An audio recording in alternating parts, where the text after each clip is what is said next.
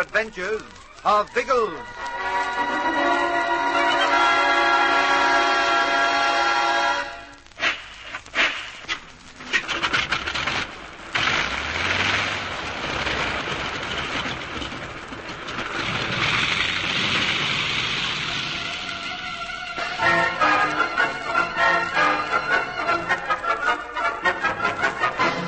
Coming back from the lagoon, Ginge and Tom Hammonds are reminded of the old negress by the hut in the thorn forest.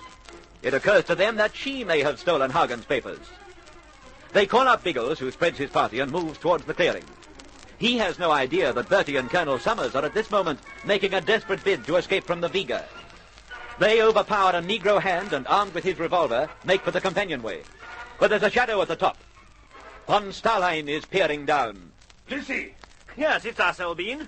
And you'd better not try any tricks. I'm armed. I do not believe you. No? Well, see this. Unless you do as I say, you'll feel it. Now, come down the steps slowly and with your hands up. Yes. I shall come down the steps. But fast! Look out, you fool! Colonel Summers! For Pete's sake! He can't help you. I caught him with my foot as I come down. It's like Sergeant Starley. If I can get my hand on that gun, But you won't. It fell too far away. What's up, blazes? It is my gun, you feel. I'm stepping back, Lizzie. Make no move. You're covered. If you even flinch, I'll shoot. You caught me unaware, Starley. I didn't expect you to jump down the valley stairs. Not into the muzzle of a gun. Which is precisely why I did it. You fired a fraction late, didn't you, Lizzie? Oh, I'm a clot. I should have fired as soon as I saw you. Oh, no. You're too chivalrous for that. That is a weakness you never correct. Always your enemies may count on your chivalry. Can't say the same about you, I'm afraid. Look at this poor old codger. There's blood streaming from his mouth. I kicked at his face as I jumped. It seems to have knocked him unconscious. Excellent. He won't think it too badly excellent when he comes round. In case you don't know, he's police chief at Kingston, and he takes a very poor view of being knocked about. I'm not interested. Like you, he will serve my purpose. Drag him back into the cabin. Ah, no. I shall keep this other gun. Bally reptile. Well, all right, old bean, you've won this time.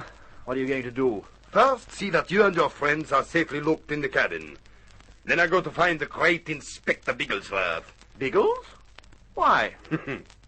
To have a friendly conversation with him. It will be very friendly and most interesting.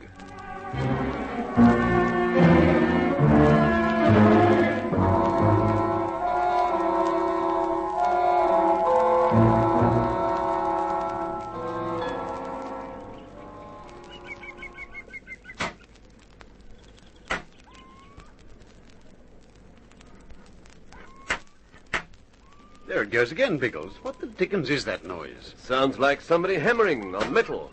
The old girl, do you think? Undoubtedly. I'm hanged if I know what she's doing. Whatever it is, it suits us. The noise is coming from behind the hut, so she's obviously very busy with something there. She won't see us coming. You reckon she'd bolt again, do you? I'm sure of it. She was terrified when she saw Tom and me this morning. In that case, hadn't we all better go across? No, that'd be unwise. You and I can handle this. Hey, Ginge! Yes? Not too loud, old man. Don't want the old girl to hear us. Righto. What is it? Algy and I'll go over to her. If we all appear suddenly, we'll frighten her. What do you want us to do? What you're doing now. You and Tom scout about the thorn bush and warn us if anyone comes. Roger. You going into the hut? If she'll let us. But you keep on the alert no matter what we do. With this noise going on, it wouldn't surprise me if the crooks turn up. Oh, we'll keep Nick, don't worry. Good luck. Right, Algy. Sneak over to the hut. Make sure she doesn't see us until we are right on her.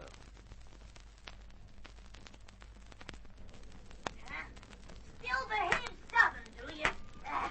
How'd you like that one? I'll break your black face for you. Sounds as if the old devil's walloping her moke. No, he's on the other side of the hut. And whatever she's hitting, it's metal of some sort. Keep pressed against the wall. I'm going to sneak a glance round the corner. Good grief! What is it? Look for yourself. An iron box. She'll ruin it with that axe. What the blazes is she trying to do? Let's ask her. Having trouble, ma'am? Oh! It's all right. We shan't harm you. Perhaps you'd like a cigarette. My respects to you, Massa. Come on, Algy, where are your manners? Light it for the lady. Oh, sorry. Thank you, Massa. You was very kind. Oh, what have you been doing? This old box, he won't open nohow. So you tried to do it with an axe. No keys? I lose 'em. You didn't even ever have them, did you? No, Massa. I mean... Stop yes, lying to I me. Did. Where did you find the box? Go on, tell me. On the beach. Yes, sir. I found it washed up on the beach. No, you didn't. What's your name? Susanna Shaw, Master. Very well, Susanna. Suppose you tell me the truth about the box. We know quite a lot about you. About the way you steal flamingos' eggs, for instance. Oh, yes. You know that's against the law, don't you? Yes, sir. And you wouldn't like us to report you for it? No, sir. All right, then. I'll tell you where you found the box. You dug it up in a hut over by the flamingos, didn't you? Yes, sir. That's better, Susanna. And don't worry about it, because you won't get into trouble for that. It's just that I happen to be looking for that box. It belongs to the government, so you'll have to give it up. No. Why not? What do you think's in it? I think baby treasure, sir. Folks has always found treasure round the islands, hid away in them bad old pirate days. I'll soon check on that. The darn thing's heavy. Doesn't sound like treasure to me, Susanna. Coins rattle and roll. This is more likely to contain papers. You think it's the one? I can't see inside, but I've no doubt about it. I'm going to carry the box into your house, Susanna. Then, while we're comfortable, I want you to tell me the whole truth about it. Who you are, how you found it, why you took it, everything you can think of. Hoist on the other end, Algy. It's a bit heavy for one man.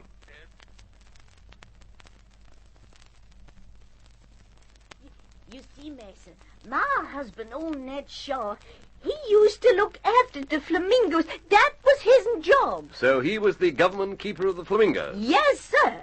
They don't pay much, but they pay him a little bit. When he died, the money stopped, and I don't have no money at all.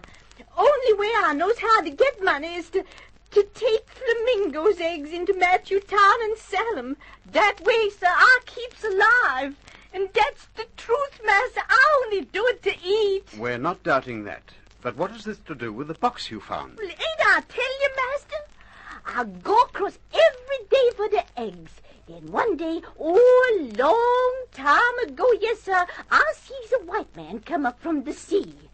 He was carrying a big box, Master, and he put it in the old hut by the lagoon. Where were you while he was doing this? Me? I think maybe he's government inspector, so I hides. I don't want him to see my eggs. And he left the box in the hut? Well, he don't come out with no box, so he must have. But I don't look for it. Oh, no, I ain't no thief. He go away. Sometimes he come back again, and always he go to the hut. Then one day he goes away, and for long time he never come back again. He don't come back no more. He died, Susanna. That's what I think, Master.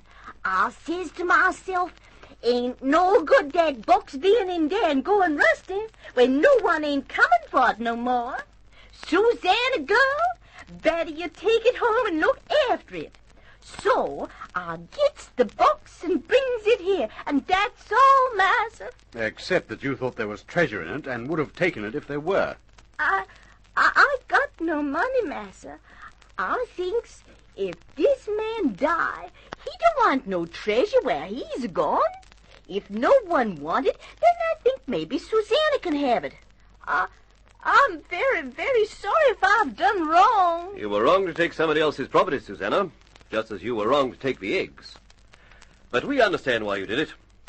I don't think you'll get into trouble. The government don't take my house away. They don't put me in jail. No, certainly not. When I go back to Jamaica, I recommend that you be given your husband's job as keeper of the flamingos. That should provide you with enough money to live on without stealing. Oh, Master, I don't know what to say. Look No, out, sir. Biggles. She'll kiss your hand in a minute. Hey, now then, Susanna. Biggles, you in there? Yes, Ginge, what is it? It's von Starline. Oh, for Pete's sake. He doesn't know this hut's here, does he? I'm sure he doesn't. He says he wants to strike a bargain for Hagen's papers.